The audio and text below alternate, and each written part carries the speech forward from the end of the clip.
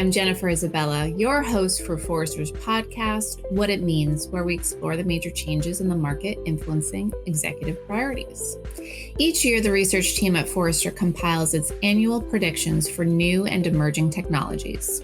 For this episode of What It Means, we asked our analysts to discuss their predictions and outlooks across 4 key tech areas: AI, automation, cloud, and IoT. Let's find out what they have to say. For AI technology, the year ahead will bring 2 major trends: accelerated growth and the need for more governance. Forrester VP and Principal Analyst Michelle Getz provides some detail. Yeah, so I think the first thing is, 1 in 5 organizations is really going to double down on AI, and they're going to start to infuse those machine learning capabilities, not at just, particular or what is perceived as optimal decision points, but really it's going to take on more and more of the automation and the experiences that we're driving within our digital ecosystems. The second is we need to be thinking about responsible AI.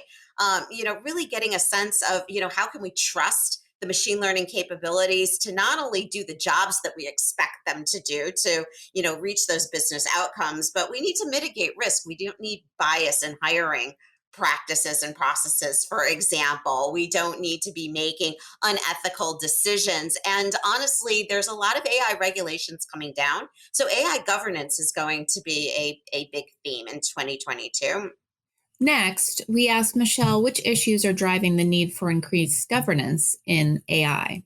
If you are not mindful, if you don't have the right stewardship perspective on AI, you can really get yourself in trouble. You might be using data that you don't actually have access to. That's number one. You may be exposing aspects of, PII and PCI within that information that you shouldn't be using. So insurance companies have to be very careful about how they use personal information and census data and so on. You need to be mindful that some of the behavioral practices that you've executed in your own business, not intentionally, probably unaware that you're doing it, are introducing bias in things like hiring practices and not having the right diversity. And so your model now produces a non-diverse talent pool to pull from for your organization.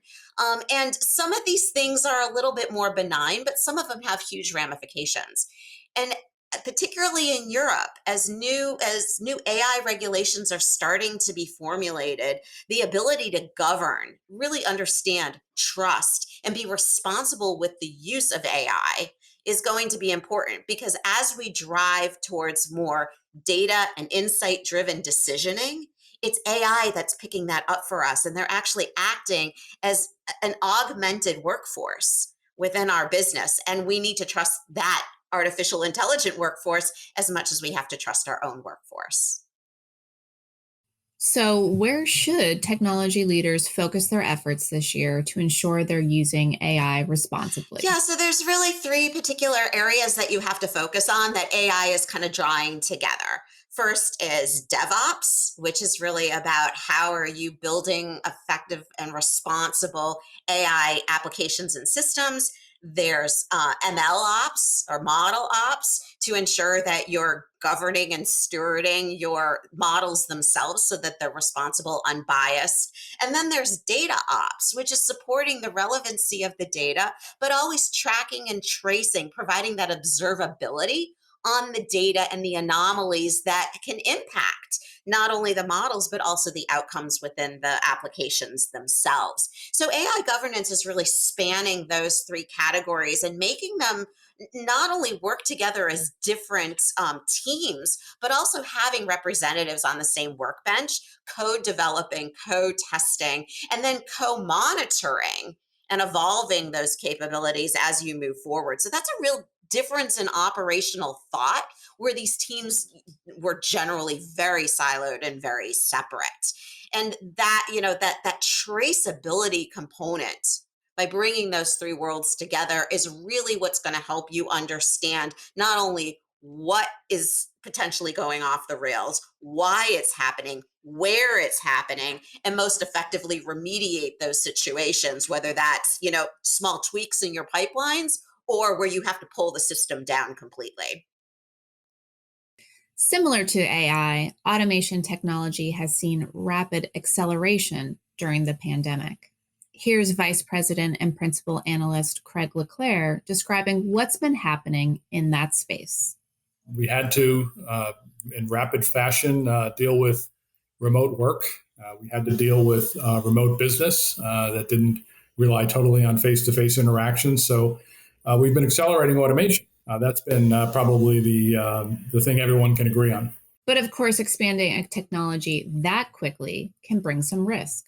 We asked Craig which risks technology leaders should keep an eye on as they expand their use of automation. The biggest one probably is just creating our next generation of silos, automation silos, islands of automation, we sometimes call them, and really driving up technical debt. We've seen companies embrace redundant automation stacks, maybe for conversation, maybe for machine learning decision management, maybe multiple RPA tools coming into different parts of the organization. So that's one problem area on the process side. And then on the human side, employee experience, a lot of the automation that we're bringing in has to force humans to interact differently and in more sophisticated ways with machines. So we have to be very cognizant of the employee experience. So that's a risk area as well. And certainly customer experience. We always have this tension between creating a more convenient experience for our customers, but sometimes in the race to automate, we can create a creepy experience for customers as well, which can have brand implications and certainly revenue and profit implications as well. Craig mentions Forrester has been providing clients some clear advice to help them manage their own automation expansion programs. We're encouraging companies to develop what Forrester is calling an automation fabric. And this means a comprehensive framework and view in the organization about automation. It's a framework that can help build and orchestrate and govern what's becoming a hybrid workforce of machines and digital workers. So on the software side and on the physical side to replace human agility, but having that work collaboratively with humans, and that's what a automation fabric can help coordinate that in a much better way. One of the struggles with those islands is the linkage, the interoperability of different automation platforms. So at the technical level, having a fabric will allow you to create that interoperability. Very, very important. And probably the most important aspect of the fabric is an innovation culture. It's a culture that understands the human experience, the employee experience, the customer experience related to automation, and encourages in the business, not just in technology management, but in the business, new ways, new operating models, new ways to really embrace and transform processes that we've been doing a certain way for a long time. That now we have an opportunity with advancing automation to do in a different way. That is best driven through automation strike teams, which is Forrester's term for really a center of excellence for automation. And that's a hybrid group of stakeholders that has the business, technology management, and even some non-traditional roles in the organization, such as human resources, involved in the change management that's appropriate for, again, getting that human and machine collaboration that we need for the future. That's our primary recommendation. When it comes to cloud technology, Principal Analyst Lee Suster points to one key trend that will drive major change globally in 2022. Well, in terms of the one cloud trend that tech leaders ought to be aware of in 2022, it's got to be the increase in geopolitical frictions and antitrust reform. And there's a number of examples of this. Probably the most notable one for in much of the world is that the Chinese government is pushing that all state-owned companies have to migrate to state-owned clouds. And that means moving things away from market leaders like Alibaba and Tencent. And you have to understand that, I think, is a broader effort by the Chinese government to make sure that the tech sector in China is actually aligned with the government's geopolitical goals. And that might mean limiting what they can do internally in terms of the government. It might mean moving more towards the government agenda.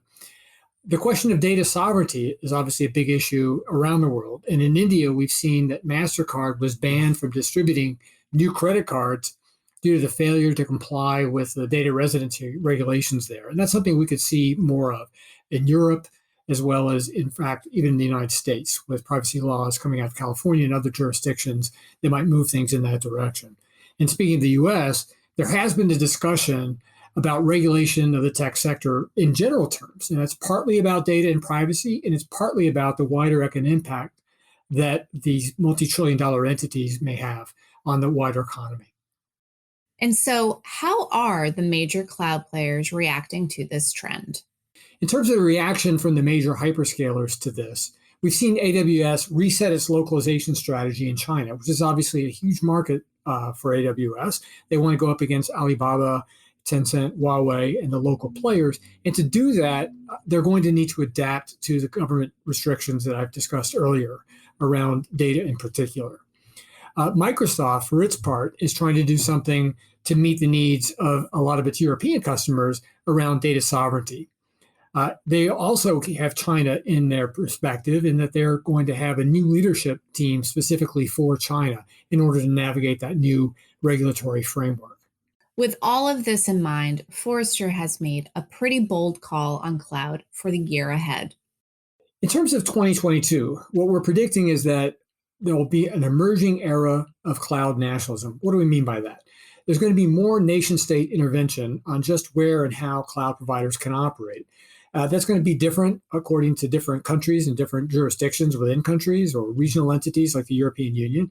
But there nevertheless will be a common effort to kind of shape and limit what the cloud providers can offer. A lot of that's going to be around data and data privacy, around customer needs. Some of that's going to be around national security grounds. European companies have to respond to the first policies around GAIA-X, which is a set of standards around data sovereignty and data governance, which they're going to have to be able to meet in order to move forward. And in China, the state-owned companies are going to really shape the future of cloud marketplace there in various ways, because, of course, the government itself is a major cloud consumer. And so the big question is, what does this mean for tech executives rolling out their cloud strategies for 2022? In terms of what this means for CIOs and technology leaders, they're going to have to be, if they're operating at a multinational level, they're going to have to be mindful of just what the moving targets are in these various jurisdictions. For Microsoft, it's a pretty major change, for example, to situate themselves with a new leadership in China. And I would expect that similar type of adaptation to take place, perhaps not at that highest level that we've seen with Microsoft, but similar levels of adaptation to meet the needs of these various regional and government entities as they try to constrain where and how cloud providers can operate. Big part of that's going to be on data sovereignty. So if data needs to be in Germany, it stays in Germany, for example, or the US.